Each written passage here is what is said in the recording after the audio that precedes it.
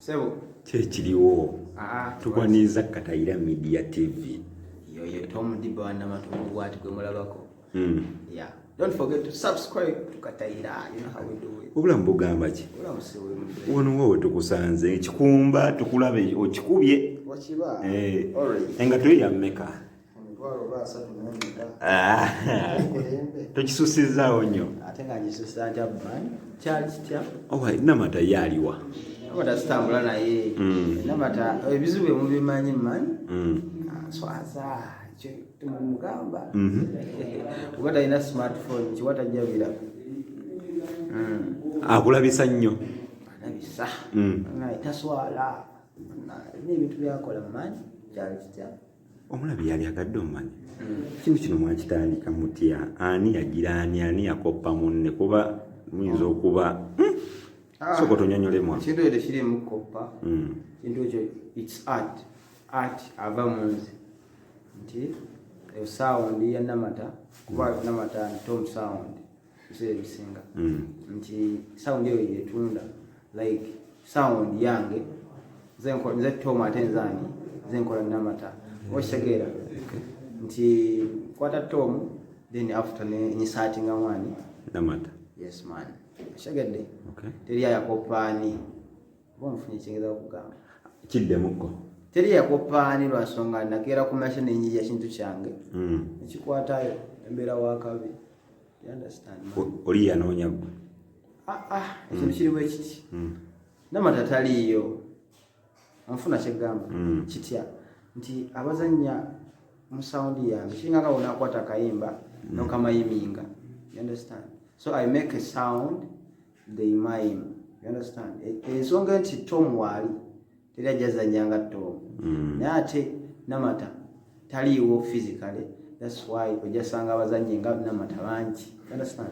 Okay. So Namata taliwo mu anfuna just nti baba wakizanyo obulungi. Nakisusa kuba ki kubanne bonfuna kyegamba. Yeah. TikTok ogimaze mbanga ki? Sibanga dene gwali mwaka guno ndoza miezi nga 8 kati ku 9. Followers bameka kati? Emitwalo 10 something. Sibajjukira kwa beyongera ku bulungira nfunayo 10 awo bulenzirayo. Yeah man. Tudde ku birungi bye twatusooka. Birungi ki ebisatu byomanyi byofunye ku TikTok? Sawa eno nsobola ofuna essimu okuva ku ABS TV. You understand? Nti nga sibanoonyeza nfuna ne bannoonya ne bankubira kasimu ne bangamba bannama twagala kukola ki kukyerako naawe kukyaza oshegere sawa eno naawe onkyazizza nfuna esegere. So nze kyengamba nti ng'oggyeko kukya ssente kuba ekyo kyo kiri automatic nti account bwekula oba abajja okunoonya bakuwe obulango kitole biki oshegera naye ku saawa eno manyikiddwako somewhere ate funa n'emikwano oshegera ate ng'emikwano eyo gigasa oba nfuna. Yes man. Ekyo kimu nati gambe bisatu ebirungi. Bingi mbigase. Funa fame like obwakabi teri atakyagala oshegera. Obuwala bote bukusumbuwa. Bashuwa. Inbox ejjula nesibuwa buni. Kala wakabi kyali kitya. Mama wabana toyina. Sina. Naye nyina gwendaba. Yani oyo. Era gyali kati essaawa nali muserebule.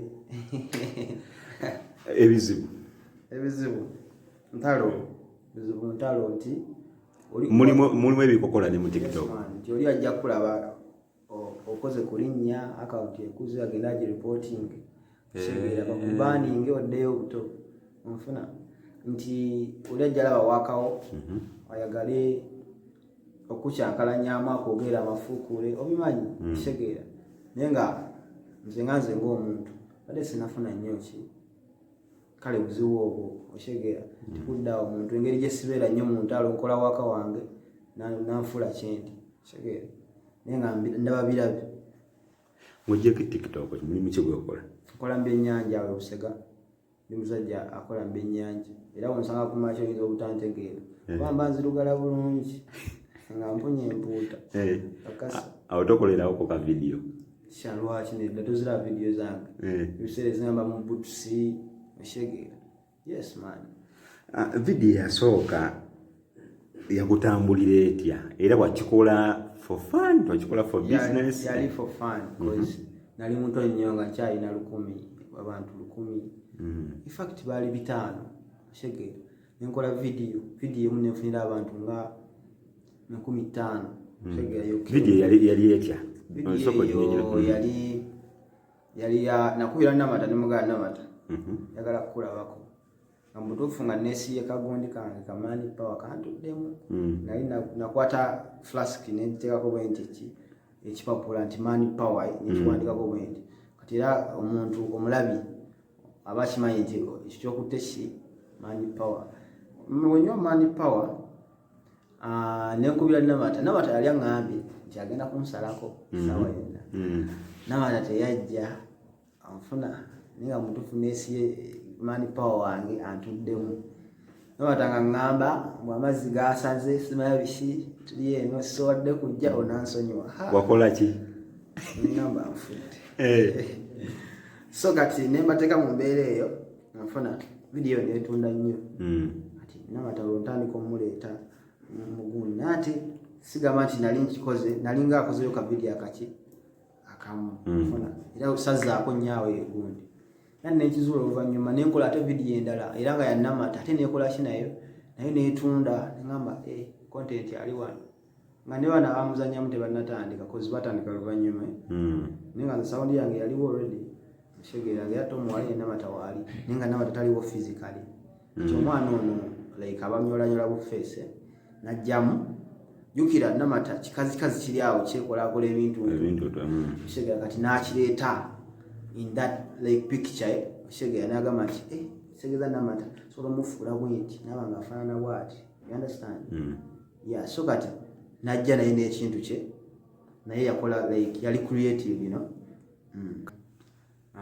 video eyo eyokubiri nayo nekola ki nekunda nengamba alaali kyeka wano ewali ki ewali content ewali omulamwa batandika okumanya bambuuza Namata aliwa naye nga simuyina you understand nga tobabuusa ate osobola babuusa obabuusa kyekifudde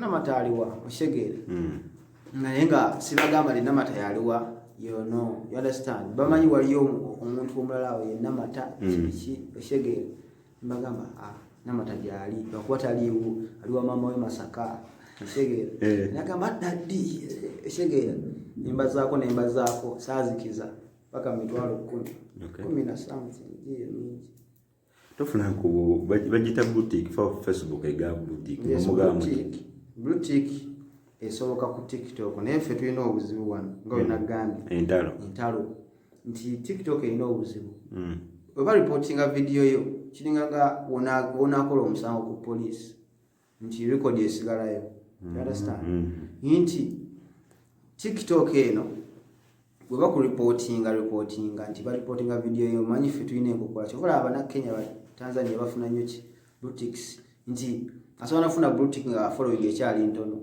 ffe ba content creator ebiseera ebisinga ffe bawa boutique cause tubeera consistent kyokola kino nokola kino nga kyekimu nga bantu bakola ki bakyagala you understand naye kati ffe wano abaana baripotinga nnyo video zaffe account bakuwoninga kati yo TikTok ebegamba onalaga simutuukirivu onfuna jukati amanyi Luganda kati kyekikola ki kyekitulemesa ebiseera ebisinga kyokola boutique tulina ntono nnyo ono mu Uganda.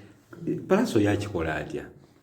Avudde gyavudde ate alina boutique. Sookera ddala Palaso muyimbi kati nze Palaso simubalanga kuba niire waliira bayimbi aba TikTok nga yabavoola anti gamba bwenti Palaso esookera ddala alina content ate content we music you understand nti ekyo kitegeerekeka olweda abadde celebrity era nze bwembala boutique ziri mu Uganda ya Palaso sigibala akisagende kyegamba like ba TikTokers nogamba nti ozina oshegere paka ofuna following ekufunisa ki boutique ekyo kyenjogerako naye already ye yali asobola okukwata akayimba ke yakuwa mu 2010 nakaleeta ne kali trending natekayakala nafuna boutique ate already alina following fan base nene ne kati nze nvodde lembe ennyanja byange oshegere tandise mpola mpola abantu bantegedde TV zinkyaza interviews nkola biki funye boutique yange then banjikoleredde. You understand? Buzibu ki bw'ofunye nga ofuyita mu kkubo abantu bakutegeera olinya boda namatali bwagwe bakulemerako atandikirawo seka era ebiseera ebisinga nyinza okwambala wudu netebaboneka masiki naye era bakutegeera agamba bikkula tekawo kano kati nalaba kano agamba yeggwe boy olina kyoŋŋamba nga siwala ayagala kaserefi nokamuwa ngeremu oba endala. Okay, nga tumalirize sooka otuzanyireyo katono nga weefudde kiine kino omundi gumu nga tumalirize. Kiyinza okubeera ekizibu kusinza ku mbeera eriwo kati kusinza ku mbeera eriwo naye nga bwoba ostudinze kuba nze nkozesa Tom D 555 nyina ne video zenkola ku live zange nfuna nti engeri gyekitwala obudde eyo video nyiwa obudde nyinza ogiwa eddakiika zange nga 3 kwana nsonga manja kali nekivaayo kuki si katono nnyo ezimu ku video ziwali okozeeko nga tumalirize. Okay, nze kikati kankugambe nga wenkikola kwata essimu yange yino nenkuba nengamba hello siwa namata ino gamba yes hello beautiful Tom kyali kitya onfuna nagamba Tom oli wankumanyiza sikulaba lwaki oli calcium onfuna nti namata ayinza osoma ekigambo ngaawo nagamba wanaye oli TV Uganda oli wakabi butofu onfuna asoma ekigambo awo kibeerawo kumpi n'akiteeka mu statement then nakunyonyola nga gye kyategedde obulungi oba omufuna kyegamba. So that's how I make my videos, man. Okay. Yeah. Abakwetaaga nga tumaliriza.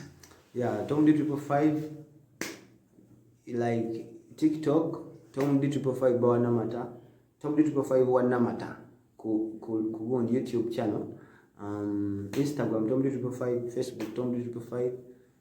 Yeah, negundi bagita bacha Twitter wakwasidimayi bulungi ze yannema nenjivaako kyali kitya